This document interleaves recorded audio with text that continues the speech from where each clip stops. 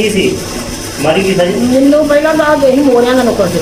ਅੱਛਾ ਜੀ, ਉਹ ਮੋਰੇ ਆ ਸਭਾ ਤੋਂ ਚੜਾਏ, ਅੱਛਾ ਜੀ, ਫਿਰ ਗਏ ਅਸੀਂ ਉਹ ਬਾੜੇ ਦੇ ਕੋਲ ਜੇ ਨਹੀਂ ਰੱਖਾ, ਅੱਛਾ ਜੀ, ਉੱਥੇ ਗਏ, ਉੱਥੋਂ ਮੋਰੇ ਚੜਾਏ ਜਿਹਨਾਂ ਜ਼ਿਆਦਾ ਨੁੱਕਰ ਤੇ ਉਹਨੇ। ਜੀ ਜੀ ਫਿਰ ਸਿਆਲ ਕੋਲੋਂ ਦਵਾਈ ਹਰ ਹਸਪਤਾਲ 'ਚ ਖਾਧੀ ਹੈ, ਜੀ ਜੀ। ਕੋਈ ਨਹੀਂ ਫਰਕ ਪਿਆ। ਮਹਿੰਗੀ ਤੋਂ ਮਹਿੰਗੀ ਦਵਾਈ ਖਾਧੀ ਹੈ, ਐਲੋਪੈਥੀ ਖਾਦੀ, ਐਲੋਪੈਥੀ ਡਾਕਟਰ ਦੀ ਦਵਾਈ ਖਾਦੀ। ਡਾਕਟਰ ਦੀ ਦਵਾਈ ਖਾਧੀ ਹੈ। ਅੱਛਾ ਜੀ, ਅੱਛਾ ਜੀ, ਤੇ ਐਕਸਰੇ ਕਰਾਏ ਨੇ, ਅਲਟਰਾਸਾਊਂਡਾਂ ਕਰਾਈਆਂ ਨੇ, ਹਰ ਮਸਲਨ ਉਹਨਾਂ ਨੇ ਕੰਮ ਕੀਤਾ ਅੱਛਾ ਜੀ। ਤੇ ਕੋਈ ਫਰਕ ਨਹੀਂ ਪਿਆ। ਇਹ ਕਿੰਨੇ ਅਰਸੇ ਤੋਂ ਜੀ?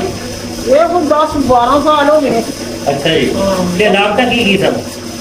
ਲਾਮ ਤਾਂ ਇਹ ਹੈ ਪੈਰ ਸੁੱਜ ਜਾਂਦੇ, ਹੱਥ ਸੁੱਜੇ ਨੇ, ਅੱਛਾ ਜੀ, ਤੁਰਿਆ ਨਹੀਂ ਜਾਂਦਾ, ਥੋੜੇ ਜਿਹੇ ਕਦਮ ਤੁਰਨਾ ਹੈ ਤੇ ਲੱਕ ਤੇ ਆਉਂ ਹੋਣਾ ਕਿ ਜੇ ਲੱਠ ਉੱਠ ਰਿਹਾ ਗਾਂ ਕਦਮ ਨਹੀਂ ਪੁੱਟ ਸਕਦੇ, ਠੀਕ ਹੋ ਮੇਰਾ ਉਹ ਮੂੰਹ ਨਹੀਂ ਧੋ ਸਕਦੇ, ਖਾਂ ਨਹੀਂ ਹੋ ਸਕਦੇ। ਠੀਕ ਹੋ ਇਨਸ਼ਾਅੱਲਾ ਹੁਣ ਇਲਾਜ ਵੀ ਕਰਨ ਨਾਲ ਵੀ ਬੜਾ ਫਰਕ ਪਿਆ ਮੈਨੂੰ ਤੇ ਬੜਾ ਤੇ ਫਰਕ। ਭੁੱਖ ਦਾ ਕੀ ਹਾਲ ਜੀ? ਭੁੱਖ ਦਾ ਹਾਂਜੀ, ਭੁੱਖ ਵੀ ਲੱਗਦੀ ਹੈ ਸਹੀ। ਭੁੱਖ ਵੀ ਸਹੀ ਲੱਗਦੀ? ਹਾਂ, ਸੋਦਾ ਲੈ ਗਈ ਆ? ਸੋਜਾਂ ਵੀ ਲੈ ਗਈਆਂ ਨੇ ਮਾਸ਼ਾਅੱਲਾ, ਤੇ ਬੜਾ ਫਰਕ ਪਿਆ। ਠੀਕ ਹੋ ਗਿਆ। ਇਨਸ਼ਾਅੱਲਾ ਉਮੀਦ ਹੈ ਕਿ ਲੱਗੇਗਾ ਕਮਰ ਦਰਦ ਦੇ ਬਿਨਾਂ ਪਤੀ।